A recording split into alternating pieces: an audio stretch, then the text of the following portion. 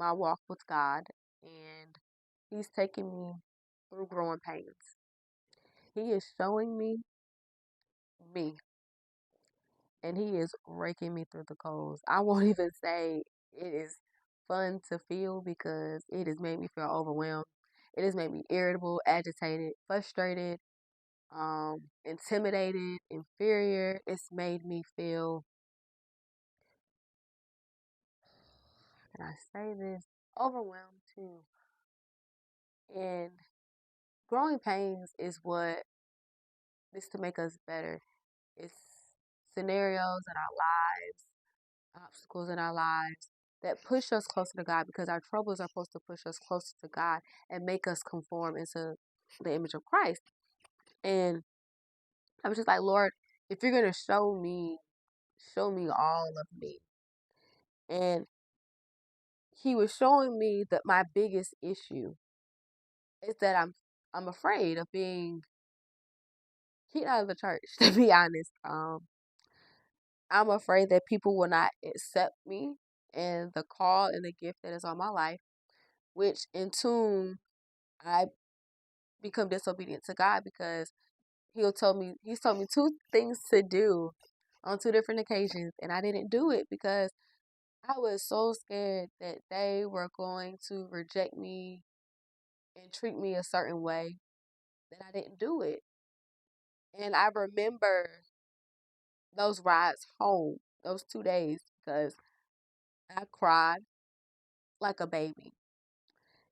And I asked God to forgive me. And I was like, God, I, I am more embarrassed because now their blood is on my hands. And if you read your Bible, you'll understand a lost soul, if we don't help them, the blood is on our hands. And I was like, God, I feel so bad because what if something would have happened to that person and because of my disobedience? And it's true, God will use somebody else. And in those two instances, He did use somebody else.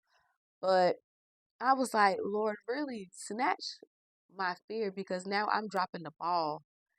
And He was like, I'm going to do it. Don't worry about it. Because I placed too much inside of you for you to be weak. He said, I've placed too much inside of you for you to walk when I've called you to soar. I placed too much inside of you for you not to be set apart. He was like, they're going to look at you differently. They're not going to like you, so get over it. You're not going to fit in with them. They're going to look at you funny. And I'm like, God, I don't like it. I just want to. And He's like, it's not what about. It's not about you. It's not what you like. It's not what you want. It's about my kingdom. And I'm like, all right, Lord, because you can't go back and forth with God because His will is going to get done, whether we willingly do it or we unwillingly do it. But it's going to get done. But I just urge you to take heed to these growing pains. When God shows you, take heed to it because He chastises those whom He loves. And if He's not chastising you, you should be worried. You should be very worried because at that point, He has left you to your own devices, and that is the worst place to be, I guarantee you. But those growing pains, they are so uncomfortable. And I know this isn't the last growing pain that I'm going to go through, but I'm just grateful that God chastises us in love. And He doesn't just do it out of wrath and anger, but He's so merciful and graceful that I I condemn myself more than He condemns me. And I even got to get out of that because I was like beating myself up. I'm like so harshly on myself because who am I to think that I can be disobedient and God will give me another opportunity? Because it's not promised. Tomorrow's not even promised. And I don't want to get to the gates and He's like, depart from me. Even though I knew you, but this is what you didn't do. And because the blood is on your hands, I cannot let you in.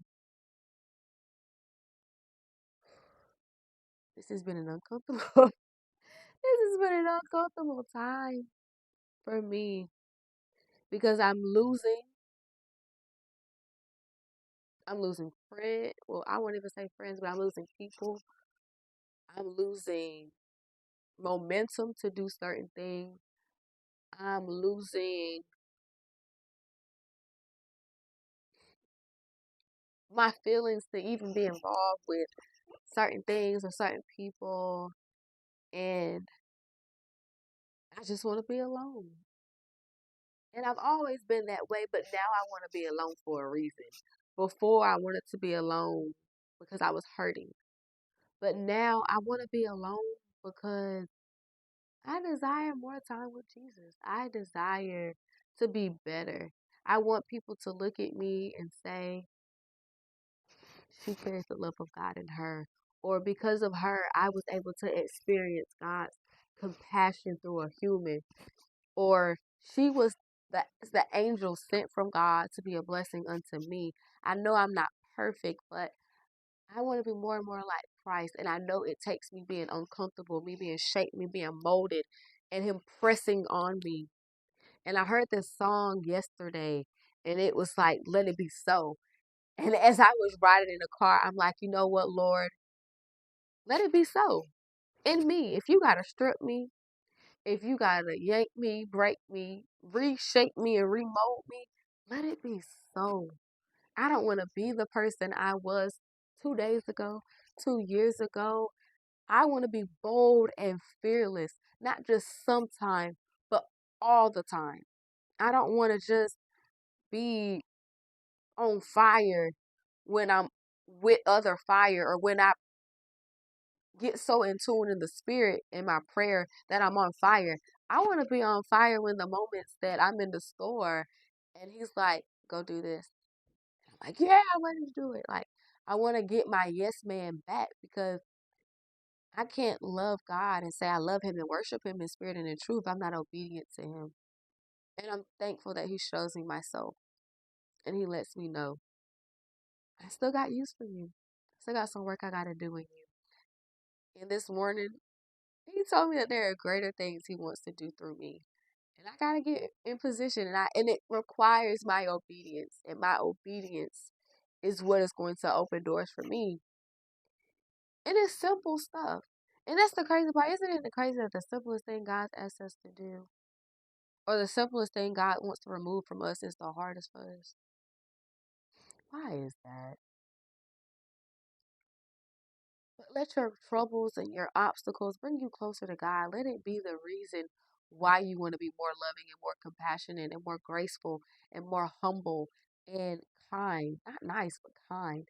And that's one thing God had to say. You got to go through growing pains because being a good person is not good enough for the kingdom.